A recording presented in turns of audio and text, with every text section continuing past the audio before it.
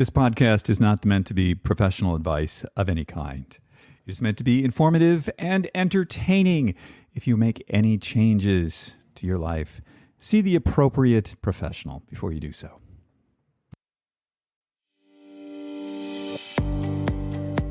Welcome to Super Age. My name's David Stewart. I am the founder of Ageist and your host on the Super Age Show. We talk about how to live healthier, how to live longer, and how to be happier. And who doesn't want that? Today's show is brought to you by Inside Tracker, the dashboard to your inner health. Go to insidetracker.com/ageist, save 20% on all their products. Today's show is also brought to you by LMNT, my favorite electrolyte mix. It's what I put in my water in the morning, and it's what I put in my water at the gym. Go to drinkelement.com/ageist and receive a free 8-serving sample pack with any purchase. Today's show is also brought to you by Timeline Nutrition with their breakthrough product, MitoPure, the first clinically tested urolithin A supplement, which is showing tremendous results for mitochondrial health. Go to timelinenutrition.com/ageist, use the code ageist at checkout, and save 10% off your first order of MitoPure. Welcome to episode 118 of the Super Age Podcast. It's great to have you with us. This will be dropping on January the 25th, 2023. So this week in the town of Park City, Utah, where I'm currently living, is the Sundance Film Festival, which sort of takes over the whole town for about 2 weeks.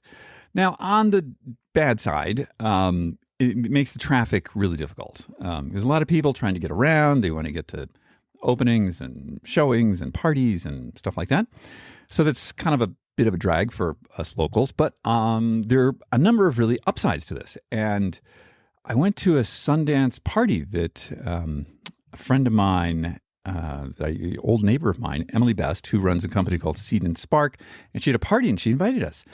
And it was awesome. They're just like all these really creative, interesting people from all over the world. And so for this like sort of 2-week period, this, sort of like ski resort town is transformed into this very cosmopolitan, just crucible of creativity. And it's really awesome seeing all these different people in town wearing different kinds of clothes, and they're different colors, and they've got all kinds of, they're just like really different than the people who normally live here. And I think that's awesome. Now, the other upside is that all the vacation rentals, all the hotel rooms, everything that's sort of associated with, the transient resort economy here has been taken up by the folks who come to Sundance, which means there are almost zero visitors here who are here to ski. So everybody who's here is in town doing the Sundance film thing, which means like, hey, pro tip, if you want to come and ski in Park City, this is the time of year you want to do it because there's nobody here. Like the mountain is just empty.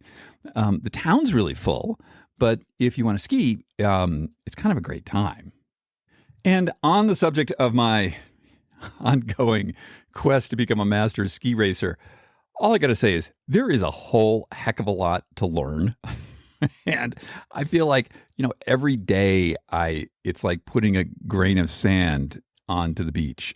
It's like I get a little better, but oh boy, there's a long way to go. But I'm having a great time. It's now everybody, we've all been together for, a while now since, like early December.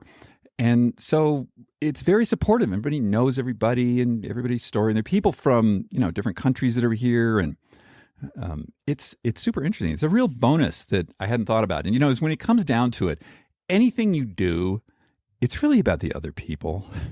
And in this case, the other people are great and the coaches are great. So big plug for the Park City Masters ski racing program. If you want to learn how to ski better or you just want to like hang out with people and do cool stuff, check it out. One of the things about skiing is that you're sort of up there for long periods of time. We don't get a whole lot of breaks. Like we sort of go from like 8:30 till about 11:30, maybe 12. And, there's a lot of activity. We're very active and we're up at fairly high altitude.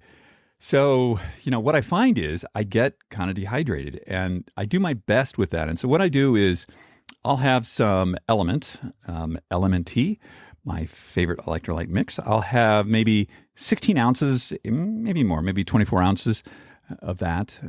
Citrus salt, my favorite flavor. And then when I get down off the mountain, of course, I'm really thirsty. And not only am I thirsty, my head kind of hurts. I'm low on electrolyte. I can just feel like now I know what it feels like. I'm low on electrolytes. I'm low on hydration. And so the first thing I do is I'll put down another, 16, 20 ounces of water with LMNT in it. And then it's like remarkable. It's like 5 minutes later, I feel fine. And I'm actually like, can I go back up on the mountain again? No, David, you can't. You got to go to work. So if you would like to check out LMNT, go to drinklmnt.com, drinklmnt.com/ageist, and you'll get a free sample pack with any purchase. Check it out. So on the show today, speaking of hydration and electrolytes, we've got Robb Wolf, who one of his many things is he's one of the founders of LMNT, who is, of course, one of the sponsors of this program. But that's not why I wanted to have him on. He's a fascinating guy. He's cured a lot of his sort of autoimmune stuff through his paleo eating program. He's a very fit guy, and he's a very curious guy, meaning he's really interested in a lot of different things. And I wanted to hear directly from him this whole thing about sodium, because we hear so much out in the world about how sodium is this like bad bugbear, avoid it, and sort of how he discovered that maybe that wasn't the case. And what he's interested in today, which is, some pretty interesting stuff. Really interesting guy. So we're going to get with Robb Wolf in just a moment after this. Earlier this week, I was talking to my buddy Gary. And Gary is what you would call a spin enthusiast. So Gary goes to the same spin class, same bike, like 4 or 5 times a week. And we were talking. He called me up. He's like, hey, I've been taking MitoPure, the urolithin A supplement. And he said, I feel different. Do you feel different? I said, yeah, I do. I have like more energy. And he's like, yeah, I can't really put a number on it. But he said, like, I definitely feel more energy. And I said, well, okay, so like, how does it manifest, Gary? Because I need to be able to explain this to other people. And he says, well, what happens is when I get on my spin bike, if I do a double, who does double spin classes? Gary does. He said that now the second one, my output is almost the same as the first one. And when I've done it in the past, the second one, it just used to kill me. So that's the latest on MitoPure and urolithin A from my friend Gary. Timeline is offering listeners of this podcast 10% off your first order of MitoPure. Go to timelinenutrition.com/ageist and use the code ageist to get 10% off your order. That's TIMELINENUTRITION.com/ageist. We're going to get with Robb Wolf in just a second. Just a quick reminder, after we finish our conversation with Robb, we have our new segment called Try This, which is just sort of a little thing, a little hint to maybe help your life a little better, a little easier, a little healthier. So that's always right after our conversation. So we're going to get with Robb right now. Hey, Robb, how are you today? Pretty good. How about yourself? I'm doing great, man. Where are you today? I am here with my family in Kalispell, Montana. Kind of, if you have a really good arm, you could throw a rock and pretty much hit Canada. So we're about as far north as you can get and still be in the lower 48. Brr, that sounds really cold. It's funny.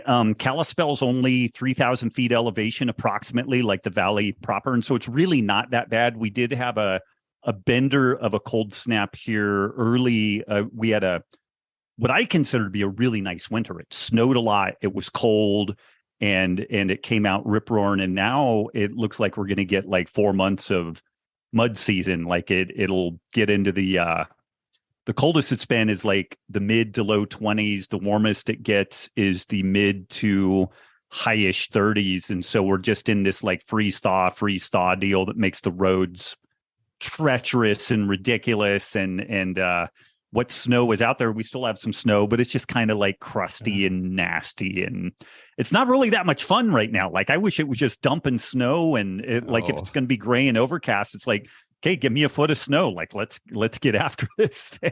So, well, where I live, that's what happens. Like, right. It's been snowing. It didn't snow today, but it snows like a foot a day. Yeah. And I went out to my car this morning. It was 7 degrees. And I just like had a t-shirt on, and I felt like I was going to a cryo tank. Yeah. Like, whoa, this is cold. So Rob, tell us a little bit about your background. I know that you have a background in biology.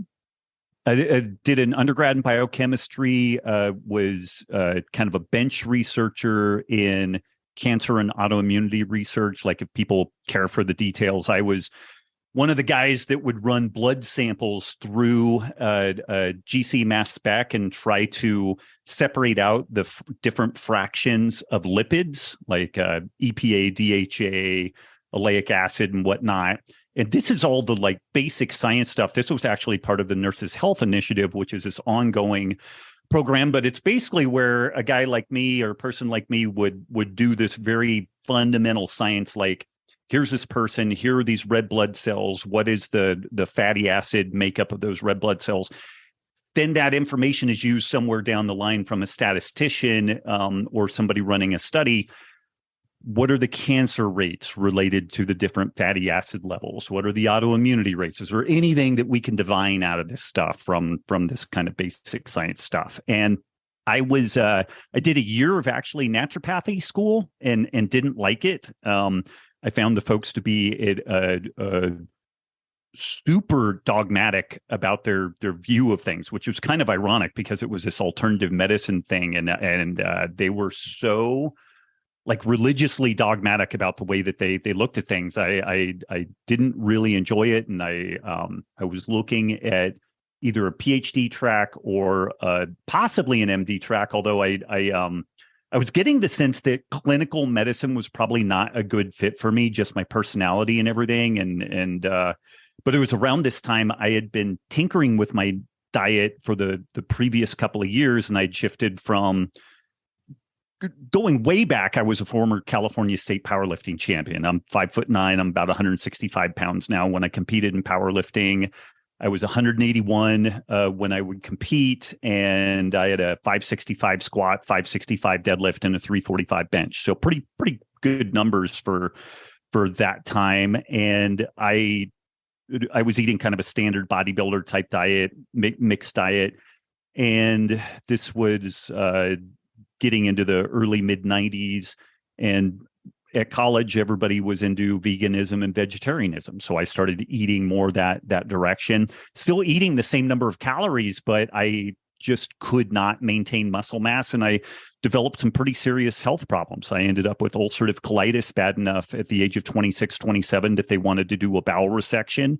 and wanted to put me on immunosuppressant drugs. And I knew enough about that situation at that time that it's not a good gig. You know, they start carving off pieces of real estate that you really want to keep your whole life, and that's not good. And then the immunosuppressant drugs are not good. And it was kind of an interesting or odd set of circumstances. But my mother had a lot of health problems as long back as I could remember. And her rheumatologist did some screening on her, and it turned out she had celiac disease, which is, this gluten intolerance. She had rheumatoid arthritis, Sjogren's, like about 8 different interrelated autoimmune diseases. But her rheumatologist said, you are reactive to grains, legumes, and dairy. And when my mom was describing everything that she had going on and all the stuff that I was developing, like, there was clearly a bunch of similarities there. And it was well understood that celiac has a really strong hereditary component to it. But when I was thinking about this, I was still vegan at the time. I'm like, okay, no dairy makes sense. Dairy's evil and in that kind of vegan framework.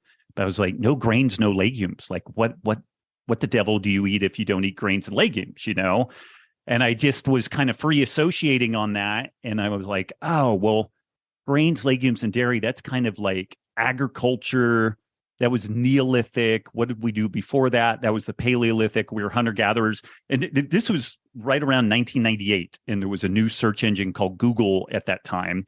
And I went into the house, turned on the computer, waited for it to like do its hamster wheel thing, and then I did my dial up.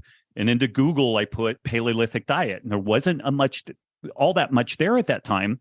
But what I found was really interesting. There were a few articles that suggested this linkage between some immunogenic proteins or characteristics of grains and legumes and increased rates of autoimmune disease in kind of westernized societies and whatnot, and then insulin resistance from just kind of over consuming carbohydrates and calories.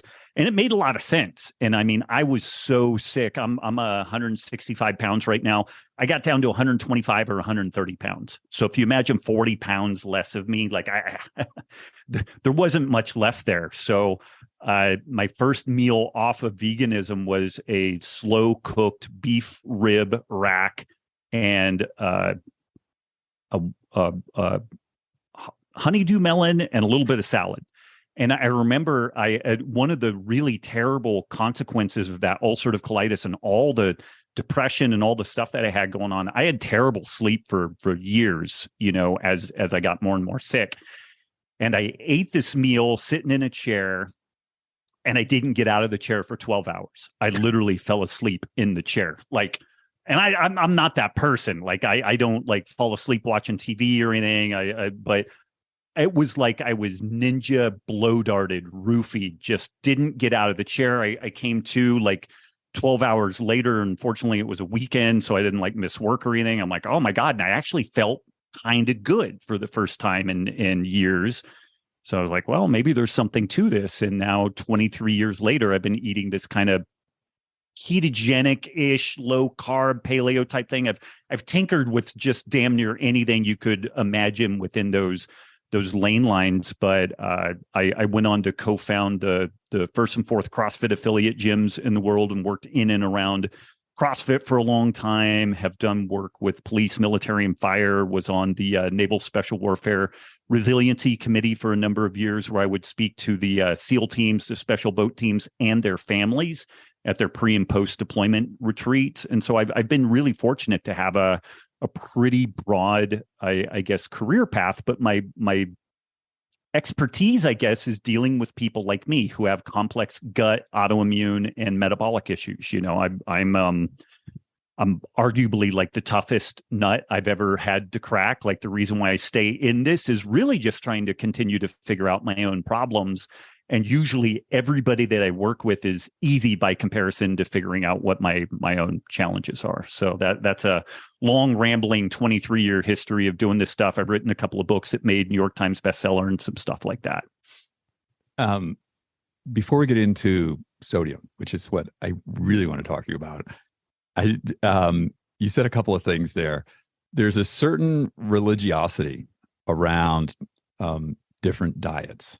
Mm-hmm.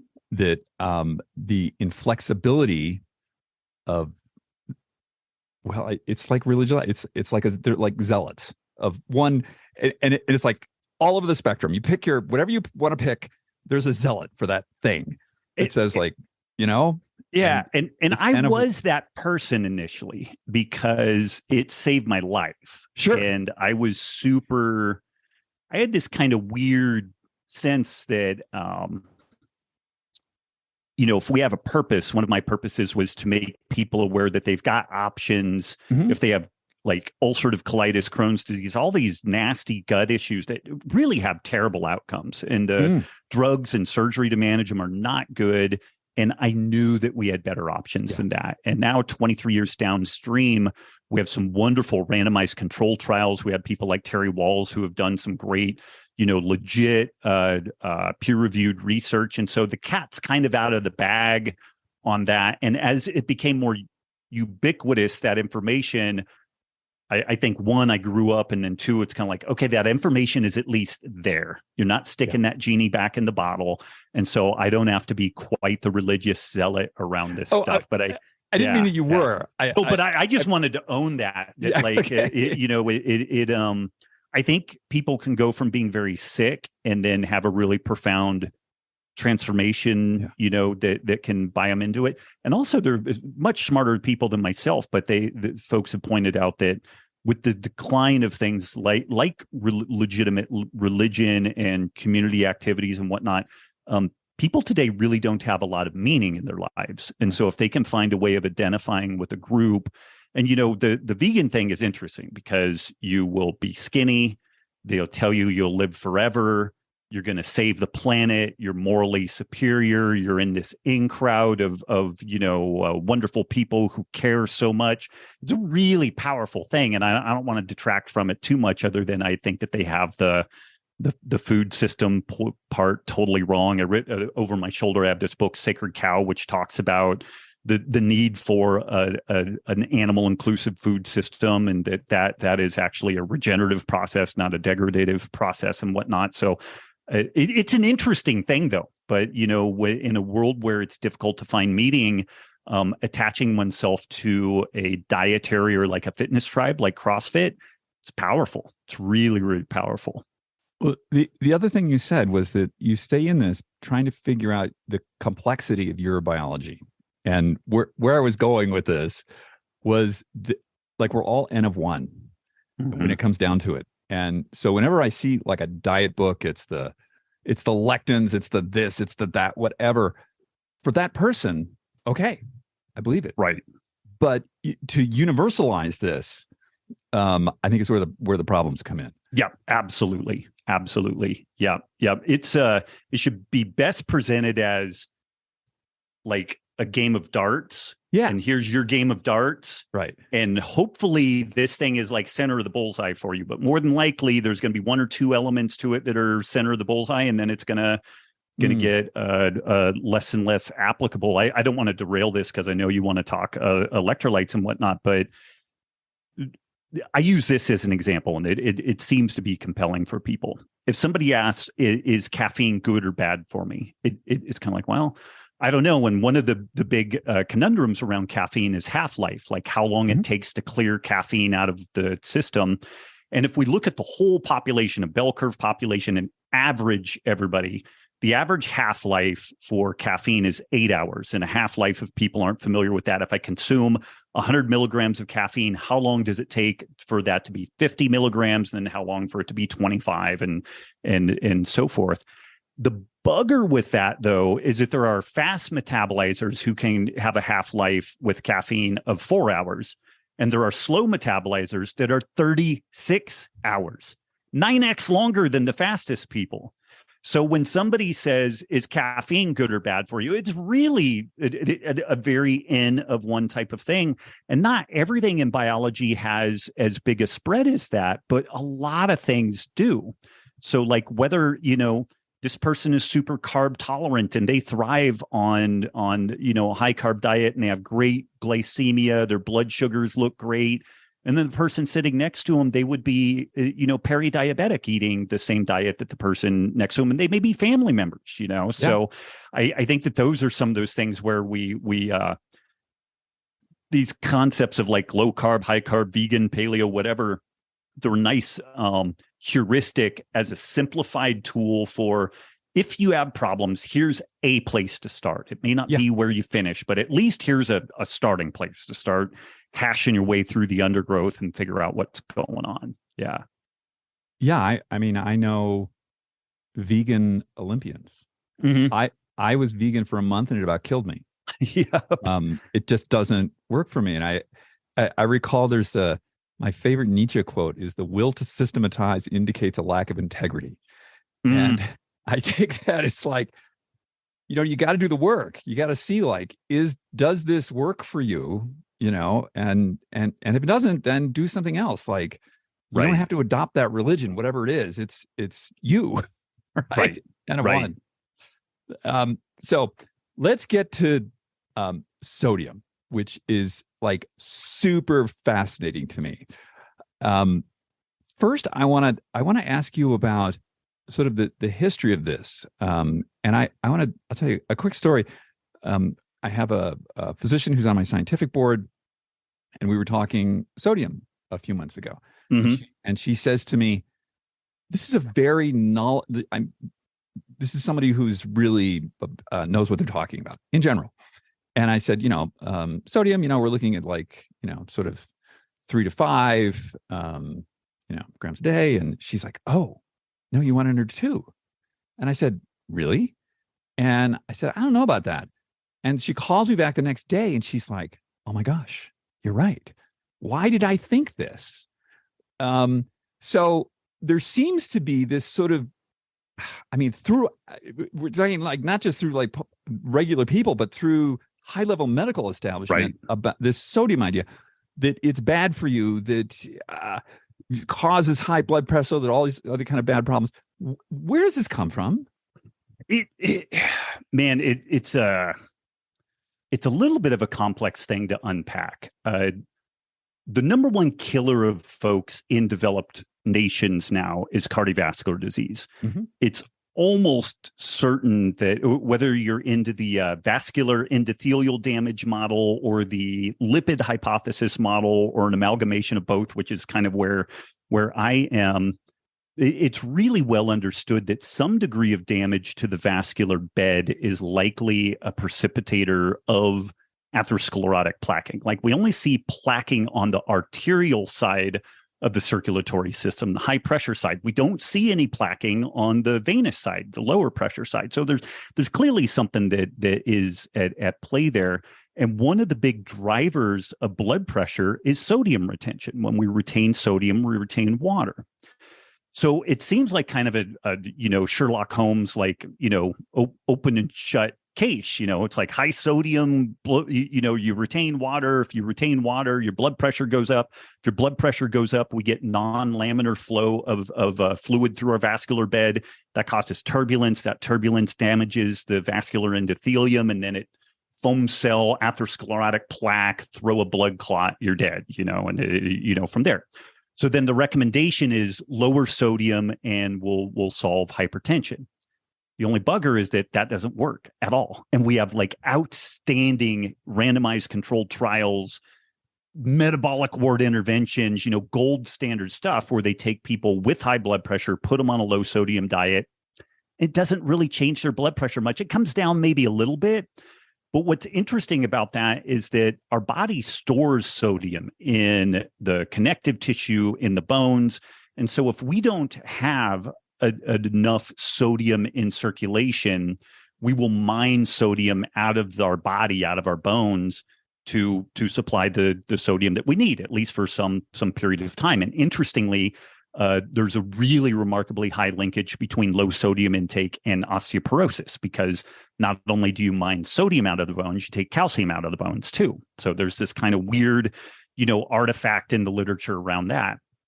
But what's happened, so what you have to ask is, okay, well, if the sodium isn't specifically the problem, if higher sodium isn't necessarily good for somebody with hypertension, but low sodium isn't fixing the problem, what's the problem? And it's pretty clear it's hyperinsulinemia. It's insulin resistance. Folks overconsume calories, overconsume refined carbohydrates in general. This leads to chronically elevated insulin levels. When insulin goes up, a hormone called aldosterone is elevated. And aldosterone is kind of the primary driver of sodium retention. And when we elevate that aldosterone, we retain sodium. And if we're eating a mixed Western diet with lots of refined foods and lots of sodium, then we hang on to that sodium. If we're eating a lower sodium diet, we retain whatever sodium is there, we will keep. And this is where the really like the gold standard for dropping blood pressure is some sort of a low carb diet or some amount of fasting. There's this process called the natriuresis of fasting, the loss of sodium and water from fasting. It happens in everybody. It happens every single time. There are no exceptions to this thing. And so we're really chasing the wrong issue there. Sodium is more of a bystander than a primary driver. And so we're there's a great saying, treat the cause. The cause is insulin resistance. When we get people to eat a minimally processed whole food diet, and it could be paleo or vegan or low carb or high carb, whatever. But generally, when people shift to a mainly whole food type diet, their glycemic load drops, which drops their insulin, drops their tendency to retain sodium. And then the flip side of that is that 80% of the sodium that people in industrialized nations consume, so that they get their sodium from, is from refined food. So when you shift away from a refined food diet, you drop your sodium intake, drop your glycemic load, and you also end up not retaining the sodium as much, which is then where we need to reevaluate things. Like maybe we need to add sodium to the diet, particularly if you're active or in a hot or humid environment or at altitude and all these other kind of factors there. But that really is where sodium kind of got demonized, and there was a powerful recommendation. It's still there to consume under 2 grams of sodium per day. But then there was some fantastic kind of global population research done, and it suggested that for an average population, this isn't even an athletic population, average population, the low point of morbidity and mortality was between 4 to 6 grams. About 5 grams of sodium per day was the low ebb, which is more than double, what the standard medical recommendations are. If you were lower than the 5 grams per day, particularly if you were lower than 2 grams, it creates a U curve, and it's very steep. Like, it is far more dangerous to have too little sodium than too much, because you have to get up to 8 to 10 grams of sodium in an average population to have the same morbidity, mortality as consuming 2 grams per day. So the literature is pretty clear that it's far more dangerous from a health and a death perspective to have too low sodium than too high. And there's definitely circumstances that change that, like if you're on end-stage kidney disease and dialysis and all that type of stuff, like things change. But the funny thing is, on dialysis, the electrolyte they're really concerned about is potassium, not sodium. That's the thing that will kill you. So sorry, I know I'm blabbering now, but that's kind of the big picture of where sodium got demonized. And it's been really hard to unpack that, because we assigned blame to the thing that wasn't really the problem. And then we've put all this energy and resource and public health info into trying to address the thing that isn't actually the problem. I'm not a scientist. I'm not a doctor. When people ask me about food, I tell them one thing: eat a low glycemic diet. Keep your glucose load down. All range of bad things happen if you don't do that. Well, and the fascinating thing with that is, like my wife is super carb tolerant, a low glycemic load diet for her can include rice and beans and a little bit of bread and stuff like that. And her blood sugar looks exactly the same as mine, eating about 30 to 50 grams of carbs a day. So, so that is universal across the board. And my wife, if we continually hammer her with refined food and maybe some seed oils and just excess calories, we will break her ability to have a good glycemic response. So that low glycemic load recommendation, the folks who thrive on a high carb diet, something that folks don't appreciate is that their blood sugar looks fantastic. But not everybody fits that bill. A lot of people, probably 75% of the population, need to be in some sort of a carbohydrate capping kind of scenario. And it doesn't mean they're ketotic, but it doesn't mean that they're eating 400 grams of carbs a day. Yeah. I mean, I had a big bowl of oatmeal and seeds and like protein this morning. But I have, 2,000 calorie workouts. Right. So right.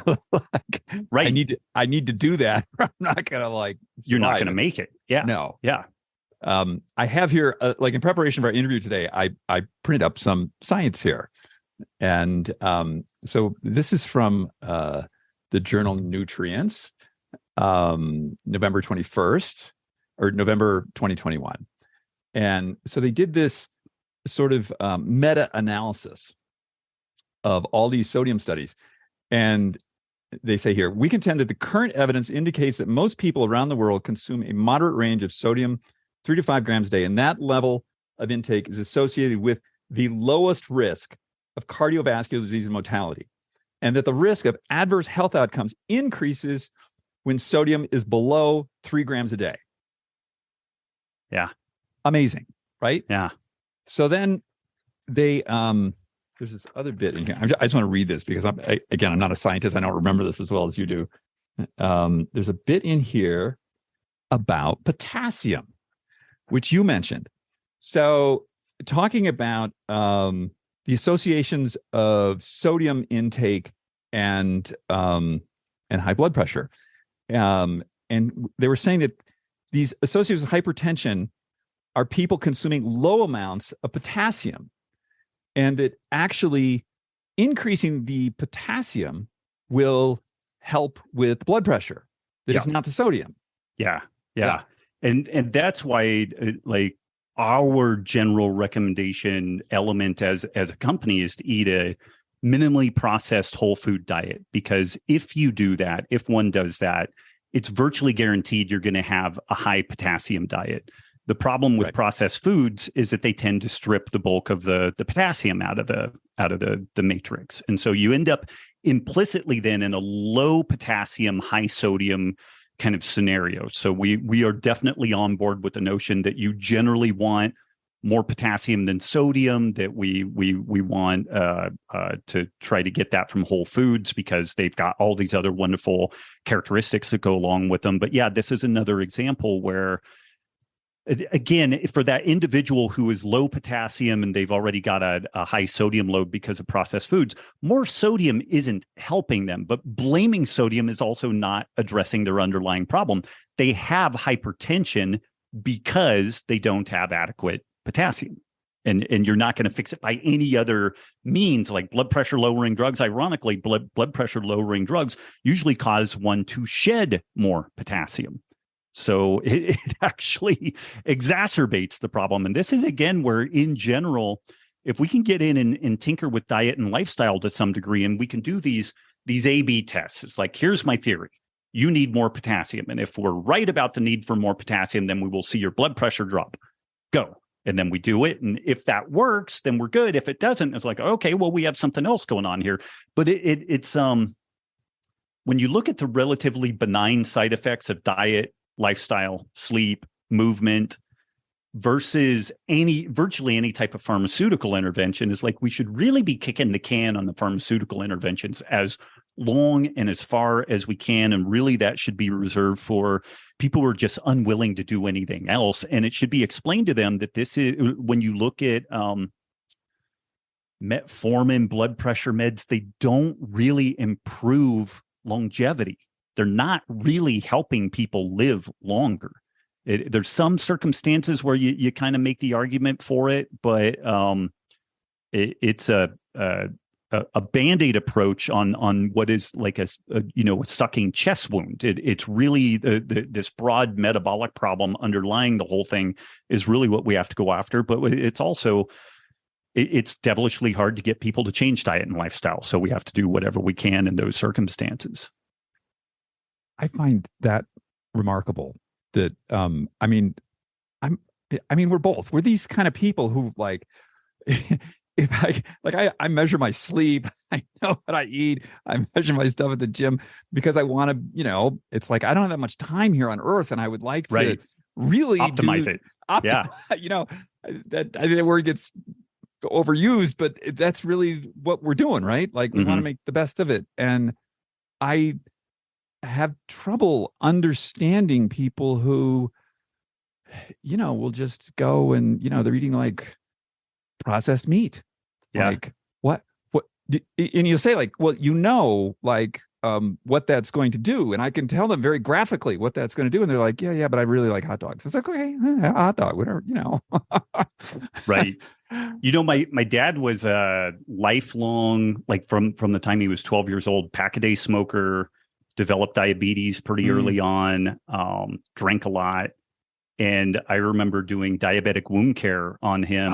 They cut off his big toe, then all of his toes, then part of his foot, then all of his foot. And each time along the way, he's like, well, Rob, I'm going to let him take the foot. And I'm like, Dad, you realize, like, it was like in his head, he was doing some negotiation with the universe. It's like, okay, you take my foot, universe, and then you can leave me alone. It's like, no, Dad, that's not how it happens.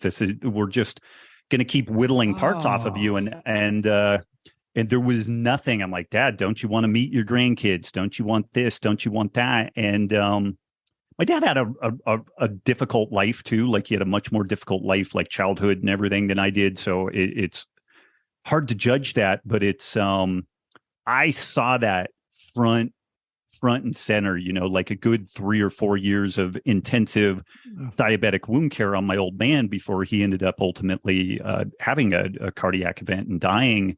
But it's I forget, I quoted these numbers in both of my books, but it's something like 45 million Americans try a diet 3 to 4 times a year and largely fail. Like they start some sort of a dietary change, try to start working out, all that type of stuff. And it's damn, it's hard. It's really, really hard. It's kind of a all hands on deck kind of thing to try to get any type of positive change. And this is where now we're seeing this stuff really highly medicalized. So they're recommending even very aggressive drug and surgical interventions for kids as young as 12 and 13 years old, because they're just kind of throwing their hands up in the air and not the frustrating thing. I'm very libertarian at heart, very market centric at heart, but our processed food giants and conglomerates get a lot of pass. They get a lot of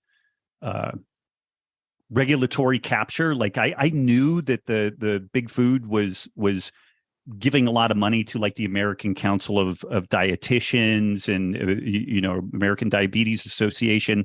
There was just this expose recently though, and like the American Council of Dietetics has nearly $500 million of investments in big food.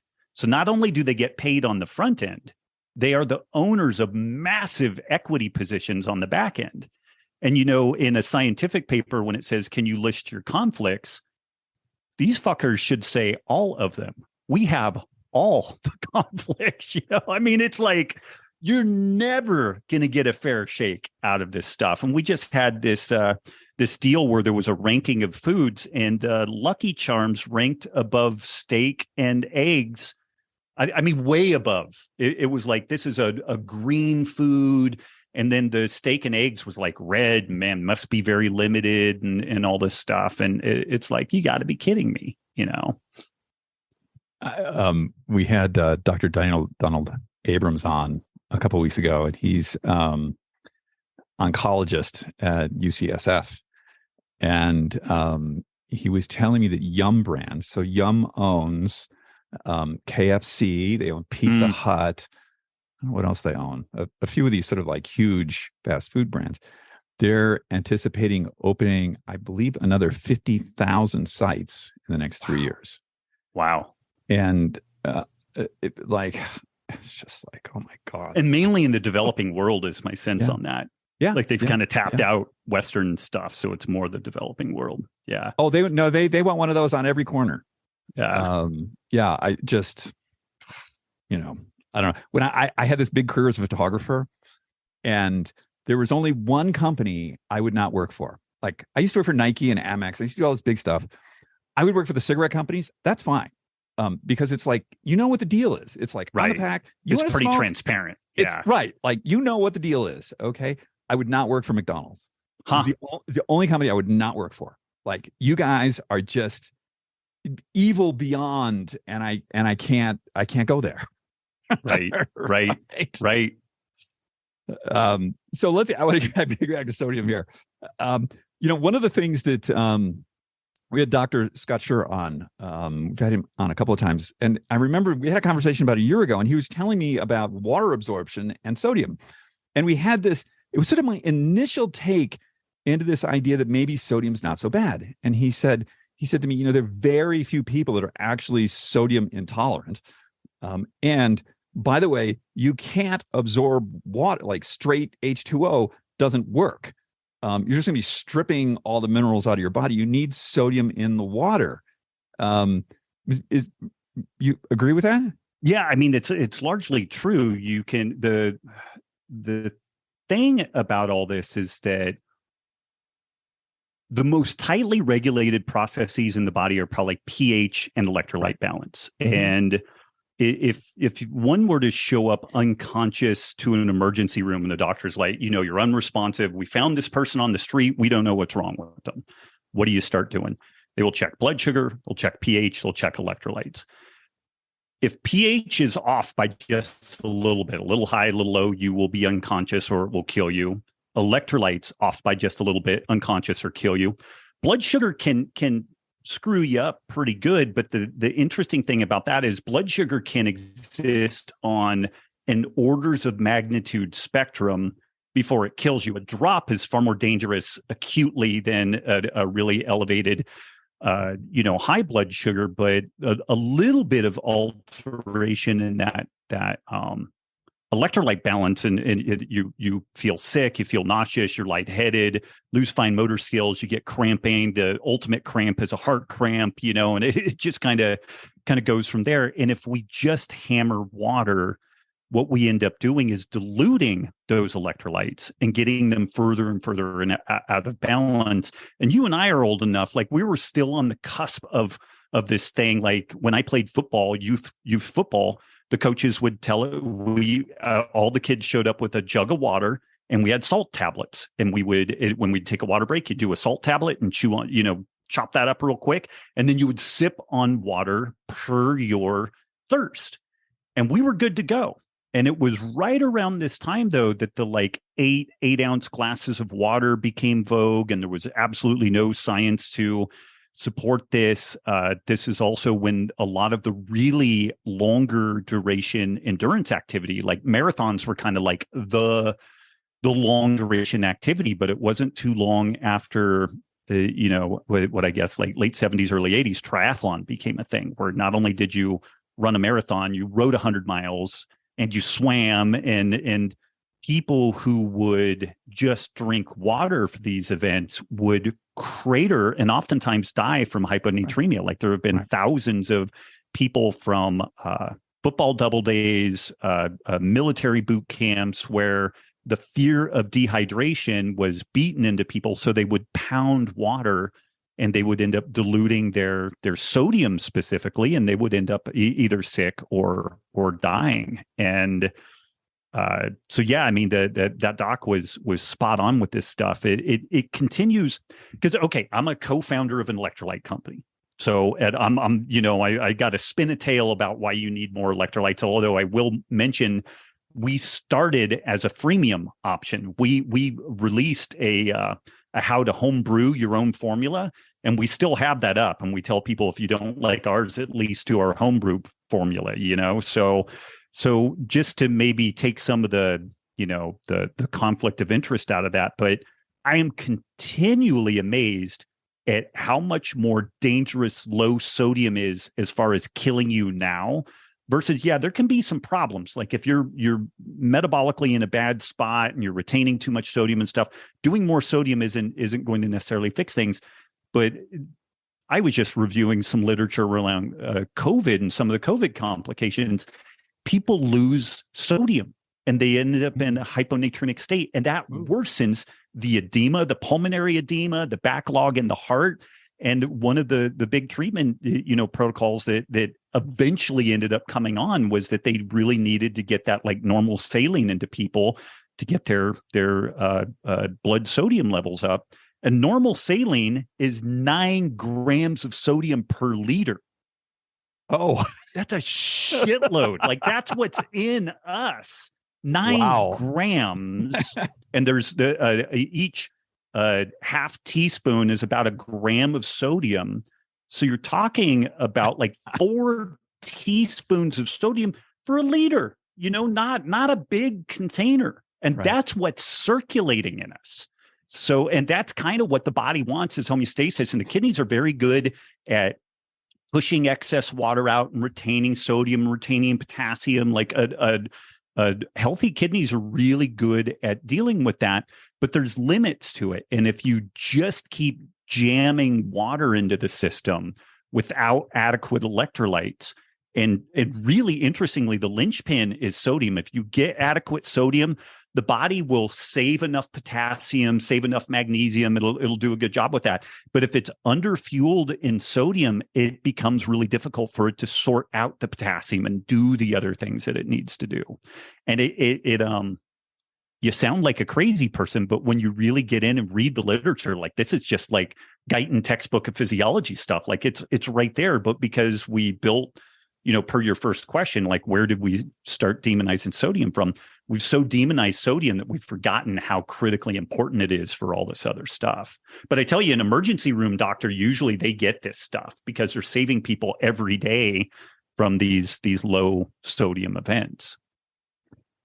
Yeah, and one of the things we spoke about earlier is how quickly bringing in, like if you're sodium low, if you're electrolyte low, how quickly you bounce back. It's like an immediate, and I've experienced this of, spending too long in the sauna or something, and I didn't like have enough water, enough electrolytes, and then I'll go out and I'll just put down, whatever, 16 ounces of water with some electrolytes in it, and it's like 5 minutes, and I'm just boom, like I just snap right back to normal. It's amazing. Yeah, the absorption is quick, and this is one of the cool things about focusing on electrolytes. Like if you are feeling off, if you're feeling lightheaded, lethargic, if you're already at cramping, you're already like really far down the electrolyte imbalance story. But if you replete with adequate levels of sodium and electrolytes in general, it's like 10 minutes later, you start noticing a benefit. And if people track like heart rate variability and stuff like that, if you've been deficient in sodium and then you get your sodium on point, you'll see a 10 or 20 point improvement in your heart rate variability score in a day. And then if you drift away from getting adequate sodium, you'll see your HRV, crater, and your recovery really goes down. So it's cool in that it is a really quick feedback loop. Like you don't have to wait weeks or months to be able to see the benefits there. Yeah, and one of the things we were talking earlier, I was over having some video done with me up in one of the mountains, and the crew are all element enthusiasts because they're out for 6 hours carrying heavy stuff between 8,000 and 11,000 feet. And they told me they're like, they can't do it without this. Like they just, they just stop functioning. Yeah. Yep. And altitude is one of those funny, altitude and cold is interesting in that we lose water. We tend to have a suppression in our thirst mechanism because of the cold. So then we tend to just not consume stuff in general. Right. So you can end up really dehydrated, which is kind of a separate story from electrolyte imbalance. That's just where the total body water is deficient relative to electrolyte status. But it's one of the mountain is one of these places that people get in a lot of danger. Altitude sickness. There's a lot of factors that play into it. But adequate hydration, which again, you look in a Guyton textbook of medical physiology, hydration is water and electrolytes. Right. But somewhere along the line, hydration became synonymous with just water. Yeah. And I think, correct me if I'm wrong about this, but I think there's some sort of like pee response that happens when you get cold. Yeah, you want to pee more? Is that right? Yeah, you that upregulates like crazy, which is bastard if you're trying to do like snow camping and you're in a tent and you think you're buttoned up for the night and you're like, oh my God, I need to pee again, and so yeah. So I've been seeing people, like these guys who climb up in the mountain and other people who are involved that aren't just athletes, but they're whatever they're doing, they're firemen or whatever. There's a lot of physicality involved in what they do. Yeah. But you told me something earlier about this whole other subgroup, breastfeeding women, and tell me about this. Element was only up and running maybe year and a half, and our center of the bullseye crew that we were catering to at that point, because of kind of my influence and the other co-founders, was this kind of low carb athlete scene, and that we're like, we know that this really fits the needs of those folks. But we started getting tagged on social media, and it was within these breastfeeding moms groups. And my wife, with our first daughter, exclusively breastfed for a year, and it was just a bastard. It was really demanding, and she had some problems with milk supply at various points, and it gets really stressful. But we just started getting tagged on all this stuff, and it went like wildfire, and we could see our orders increasing and everything. But these gals would post pictures of, okay, here's my tiny bottle with barely any milk in it. This is what I got yesterday. And then here's my 4 or 5 bottles full. And I was using LMNT in between this. And I sat down and looked at the physiology. And if you want breast milk production, you can't just drink water, because the casein, the lipids, the sugars are all co-transported with sodium. If you don't have sodium, you can't move this stuff. It's like a chemical engineering process. So you have to have sodium there to be able to act as a co-transporter with all this.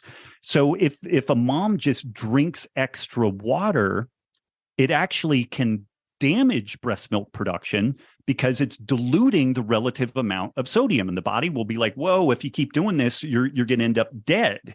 And so then it will release stress hormones, epinephrine and cortisol, to try to retain more sodium. But stress hormones are directly antagonistic to breast milk production. So it begins this whole terrible downward spiral. And then the flip side is getting adequate sodium plus adequate hydration, like fluid volume.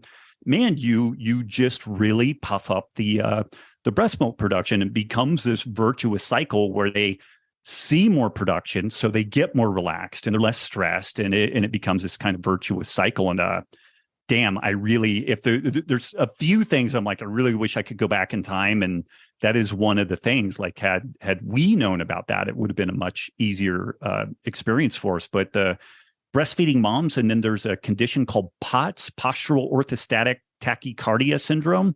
And it's where folks go from seated to standing and they will pass out. Oh, and right. it's kind of autoimmune related, and it's really well understood that these people need more sodium, but they find it hard. Like just chicken bouillon cubes and stuff like that just aren't that palatable all the time to do this stuff. But the POTS community, we just exploded in that scene because people were getting some really significant benefits, and the product tastes good and it's convenient and all that type of stuff. There's nothing magic to it other than it's got a good formulation and it tastes really good. And so POTS seems to affect kids generally more than adults. And it's really dangerous because a kid can go from seated to standing, pass out, and die from a traumatic brain injury, or suffer all these problems from a really terrible TBI from just passing out. And so these were two groups, kind of medically related stuff, that were not remotely on our radar that we would end up serving with LMNT at some point. My wife has a hypervagus nerve, which is very similar to the POTS thing. Yeah. And in my kitchen about 15 years ago, she was having breakfast and stood up quickly and passed out and fell on her head and had a grand mal seizure. Yeah. And we had no idea what was going on. And like since then, like in the morning, there's coffee and there's LMNT. Right. And so that like, because you only want to see your wife have one grand mal seizure. You don't really want to see that again. No, you don't want to see that again. Terrifying. Well, I mean, like Peter Attia, who's like the smartest person in the room, doesn't matter what room he's in, he's like the smartest person. And I saw on social media he had stitches on his forehead, and he was fasting and stood up and passed out.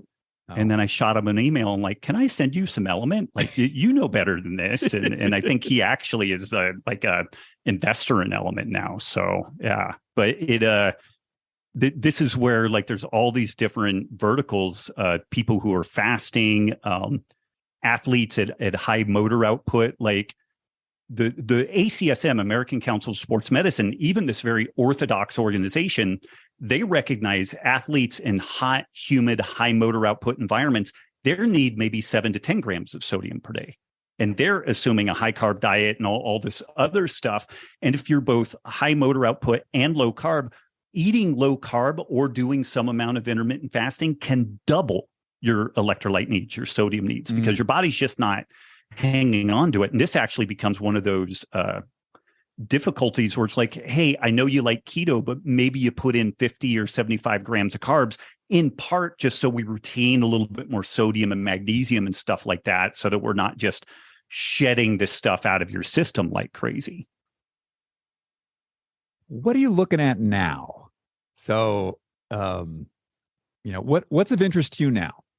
Oh man, this regenerative ag stuff is a pretty big deal, and it's kind of a hot button topic, like suggesting that well-raised grazing animals might actually be a solution to climate change and food security and food sovereignty and all that type of stuff. So that's, I definitely still continue to do a lot of work in and around the electrolyte topic. Like, we're going to release a piece that I did on the evolution of human water consumption. There's an argument to be made that humans should be looked at more like a camel than almost any other type of mammal, because we are actually remarkably good at retaining water relative to other critters. So I've continued to do that. But this regenerative ag and kind of food sovereignty thing is a big deal. It's I'm never going to make $1 off of it, and the likelihood of me being canceled due to tinkering with this is very high. But that's kind of where I've found myself drawn to talking and trying to address challenges in that space. Is that, not to get too off topic here, but my recollection is an ungulate, like a cow, will eat grass, and then there's some sort of nitrate conversion that happens there. And so when the cow poops, there's just all kind. So you look at the American grassland. So like 2/3 of the Earth's landmass are grasslands.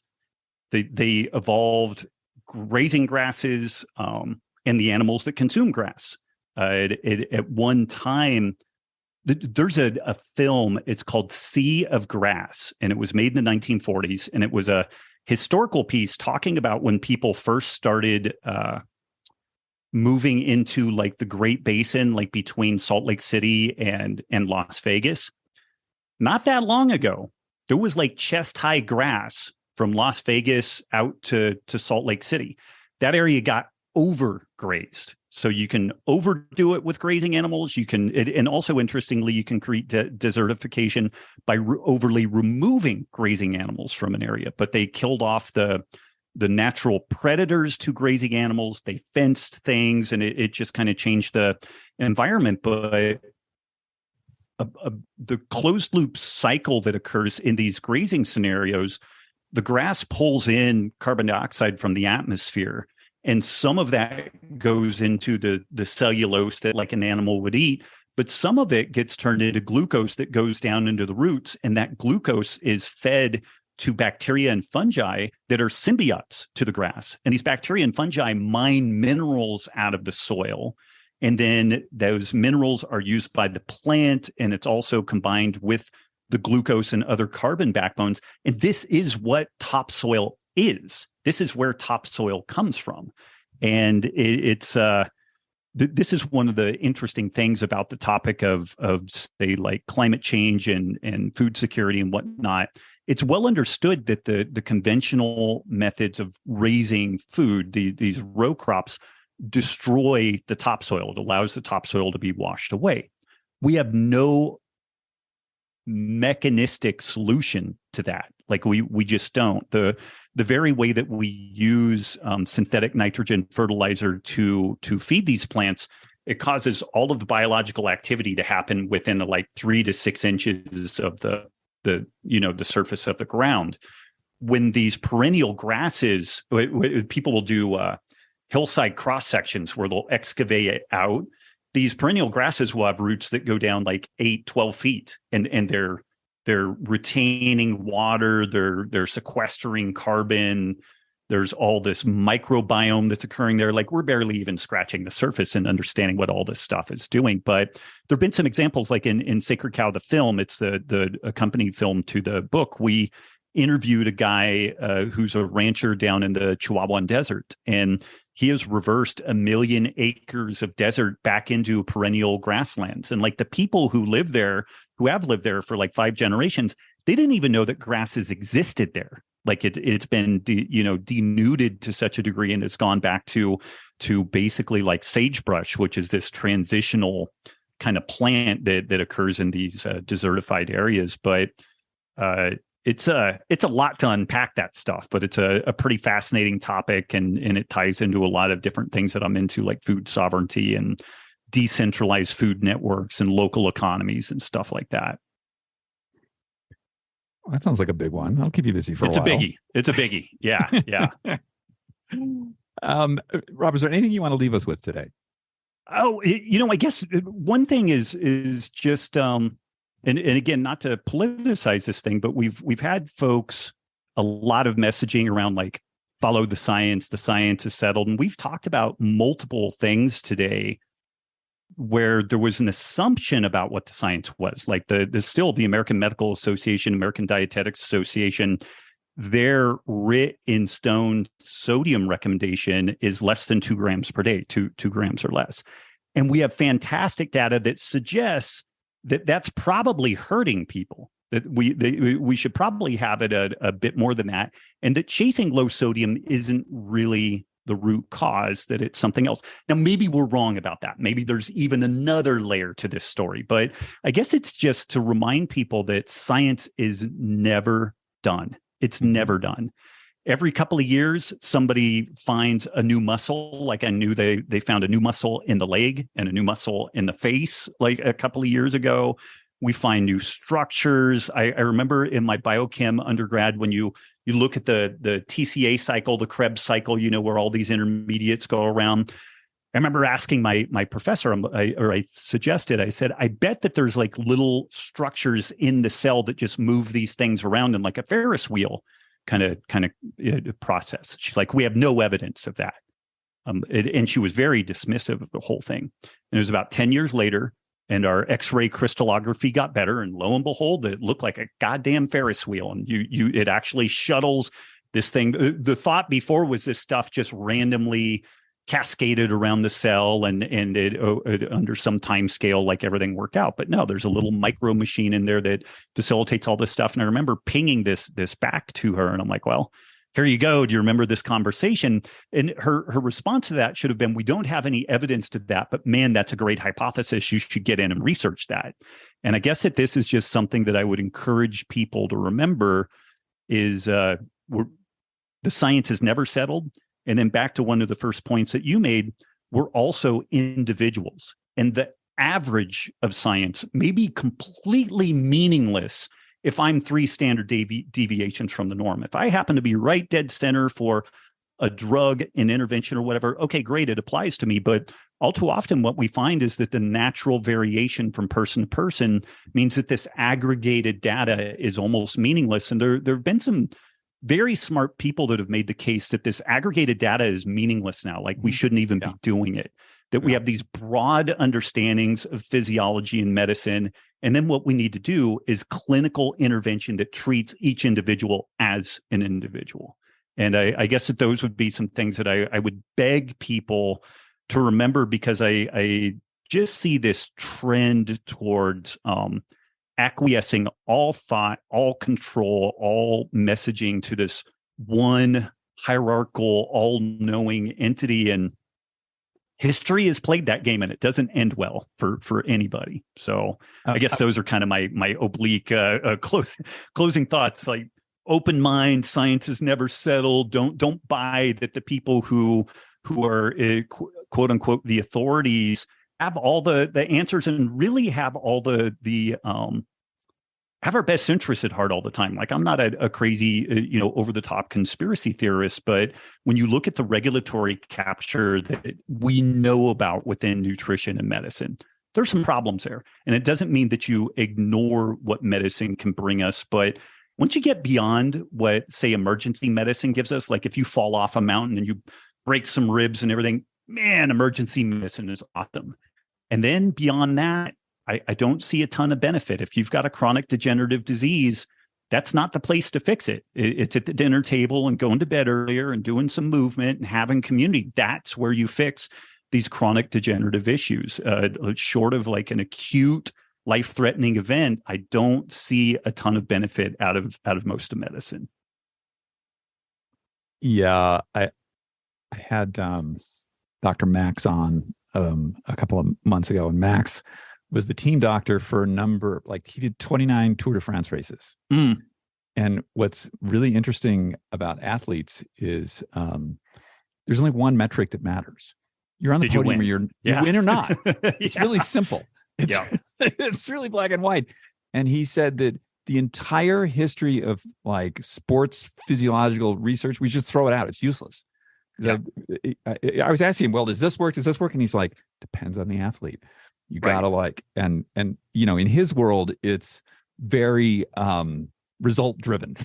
But I think that this is, you know, this idea of personal responsibility is something that I sort of yammer on a lot about. And it's like, nobody forces you to put something in your mouth. You did that.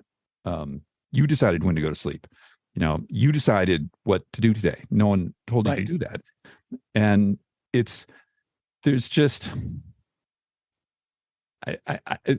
I also think that we're moving away. What I'm seeing is that through all the different sorts of personalized measurement, I think that we're really moving away from, as you know, what you were describing. I wish this was a visual, so you could see like a data distribution, right? That the amount of people that are actually dead center in any of this stuff is like really, really small. It's right. Average. It's the tails go way out. And I can guarantee you, you know, you're going to be a tail on something. And so it's like your job to sort of figure that out. The data distribution is like an interesting place to start, but don't get locked into that. And you know, that the other thing that comes to mind here is like my huge bugbear is the Women's Health Initiative and like what the damage that caused to like millions and millions of people because of bad science and really bad publicity around all that. And I think that, you know, as you said, science changes. So we got to stay on top. And just stay open to the fact that it might change and that it may not apply to you. Yeah, that's right. For sure. That's right. Yeah, that's right. This is great. Sometimes we got to hang out. I got to get up to like, you're still like, I feel like I'm north. You're like another 12 hours. We're really north. Yeah. We have great skiing around here, whether it's downhill or cross country or trying to escape a grizzly bear or whatever. We have some good stuff here. So yeah. No grizzlies. We have moose here. We don't got any grizzlies. Rob, it's been a pleasure. Thank you so much. Huge honor. Thank you. Mm-hmm. Bye now. That was great. Isn't he? I just love his spirit. The desire to investigate, to understand, and, you know, to see maybe some of the things that we thought were true. Maybe they're true, maybe they're not. But we'll check them out. We're going to get with Try This in just a second after a quick word from our sponsor. I'm one of those people who likes to know what's what. I like to measure things. And one of the most important things that I measure is my inner health. And I use Inside Tracker with their 43 biomarkers to keep track of what's going on inside my body. You know that the leading cause of death in America is arteriosclerosis and cardiac issues. And probably the leading indicator of what's going on inside your arteries is a biomarker called ApoB. And ApoB may not be something that your doctor is checking. Mine wasn't. ApoB is now included in the Inside Tracker Ultimate Test. I really recommend that you get this and you know where you're at. It could be something that, you know, could really have sort of life-altering consequences because, you know, leading cause of death in America. So you don't want that. You want to do everything you can to avoid it. Using their food first, supplements, and behavioral changes, you can affect these things. Check them out. InsideTracker.com/ageist.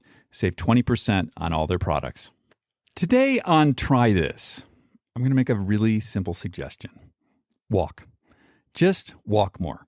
If there is one thing that I would really like to add to my health and wellness regime this year, it is to walk more. Walking is an amazing exercise. It is free. Pretty much anyone can do it. And it has tremendous benefits. It's not just the 5,000, 10,000, whatever step count. There's more to it than that. It's this idea that you're outside moving your body in a natural way, the way your body was meant to be moved. We're humans. We're designed for locomotion, and the way we get around is our feet. So I encourage everyone to get out there and maybe go for a walk first thing in the morning, or go for a walk after dinner. Go for a walk with, your partner, with your friends. Take a look at the trees, listen to the birds. It's a wonderful thing. And I think as a species, we're not doing enough of it. And guess what? It's free. That's my tip for the week. Try this. Walk more. Thanks, everyone, for joining us on the show this week. It's great to have you with us. As always, you have the opportunity to, guess what? Live us up to a 5-star review wherever you're listening to this program. And if you haven't, I encourage you to do that right now, because we would really appreciate it. It really helps us out.